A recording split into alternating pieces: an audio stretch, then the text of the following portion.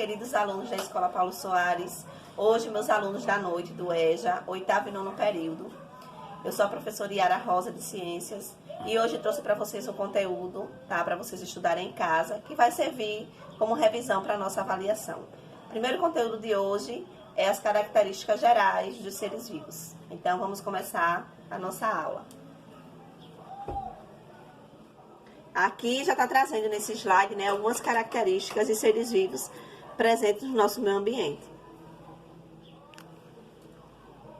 E aqui eu trouxe para vocês algumas principais características dos seres vivos, como a primeira, a organização celular, necessidade de energia, que inclui a obtenção de alimento, crescimento, desenvolvimento, reprodução, resposta a estímulos e evolução. E a primeira característica é a organização celular, ou seja, todos os seres vivos que conhecemos, exceto os vírus, eles são contemplados pelas células. E as células, por sua vez, elas têm três estruturas básicas importantes para o seu funcionamento. Membrana plasmática, que é a parte que delimita a entrada de substância dentro da célula. O citoplasma, que é essa região onde se encontram as organelas, cada uma com sua respectiva função. E o núcleo, que é o centro da célula, aonde está guardado nas células eucarióticas o nosso DNA, o nosso material genético. Aqui eu estou trazendo duas células diferentes, uma célula eucariótica e uma célula procariótica. Nesse caso, a célula eucariótica é aquela que tem o núcleo envolto por uma membrana, aonde está sendo guardado o nosso material genético. Na célula procariótica, não tem um núcleo organizado, então o material genético ele é disperso aqui no meio do citoplasma. A célula eucariótica geralmente é em seres pluricelulares, enquanto a célula procariótica são em seres unicelulares. Nesse slide estou trazendo aqui uma diferença básica entre uma célula animal e uma célula vegetal. Observe que várias estruturas estão presentes em uma e em outra, diferenciando apenas na célula vegetal a presença de parede celular e cloroplastos, que são duas estruturas que não tem na célula animal. Uma vez que o cloroplasto é importante porque dentro dele vai estar o pigmento clorofila, que dá cor verde às plantas, a parede celular com uma proteção a mais e também um vacúolo central, que também não está presente na célula animal. Tem vacúolo, mas não é central, como é o caso da célula vegetal. E aqui eu estou trazendo para vocês a diferença entre seres unicelulares e seres pluricelulares. Todos os seres vivos, até os de dimensões mais reduzidas, eles são formados por uma ou várias células. Então, assim, ele pode ser classificado em seres unicelulares, onde são formados por uma única célula que vai desempenhar todas as funções necessárias à vida do ser vivo. Exemplo, paramécia, bactérias. Os dois exemplos que está sendo mostrado aqui são seres unicelulares que só têm uma única célula. Já os seres pluricelulares, também chamados de multicelulares, são formados por várias células diferentes e que vão se associar entre si, como é o caso das plantas e de outros animais. Aqui eu estou trazendo mais imagens referentes a seres unicelulares e seres pluricelulares. Agora eu vou falar um pouco sobre a característica do ser vivo, que é a obtenção de energia, ou seja, a obtenção de alimento. De acordo com como eles se alimentam, nós vamos dividi-los em organismos autótrofos e organismos heterótrofos.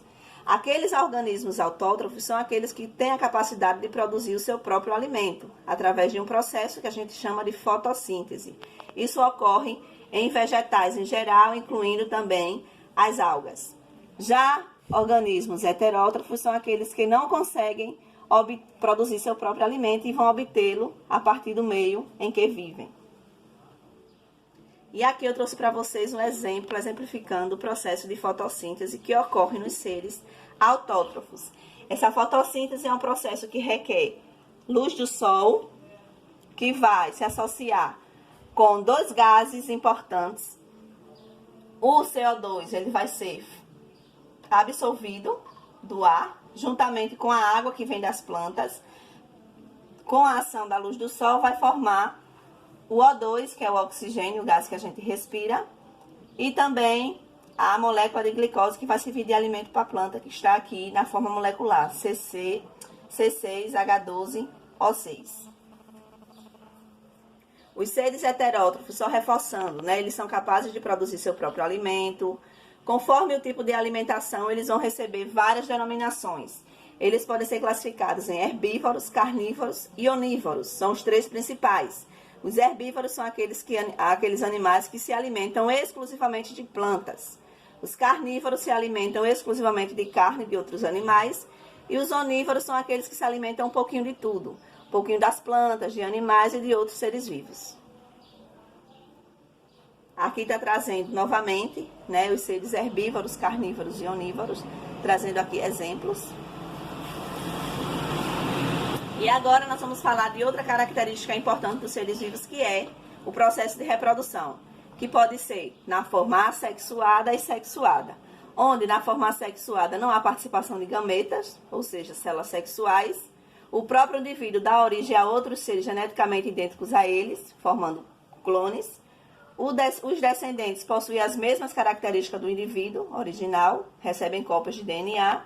E exemplos de seres que realizam reprodução assexuada estão as amebas, as bactérias e os corais. Aqui eu estou mostrando um exemplo de reprodução assexuada por bipartição, onde a célula-mãe se divide formando duas células filhas idênticas a ela. No processo de reprodução sexuada, ocorre, diferente da assexuada, a participação dos gametas, das células sexuais. Os descendentes são geneticamente diferentes daqueles que os originou, existe variabilidade genética. Os descendentes resultam das combinações de características dos pais.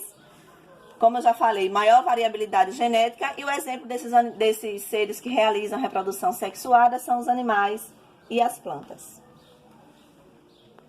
E agora vamos falar um pouquinho sobre os reinos dos seres vivos, né? Os grupos taxonômicos, que nós estudamos em sala. Nós temos o reino Monera, formado pelas bactérias e cianobactérias. O reino Fungi, formado pelos fungos. Protista, protozoários e algas unicelulares. Animalia, que inclui todos os animais. E o Plante, relacionado ao grupo das plantas. Em relação ao reino animal, nós temos uma variedade enorme de seres vivos, né, de animais. E esses animais, primeiramente, eles são classificados em vertebrados e invertebrados.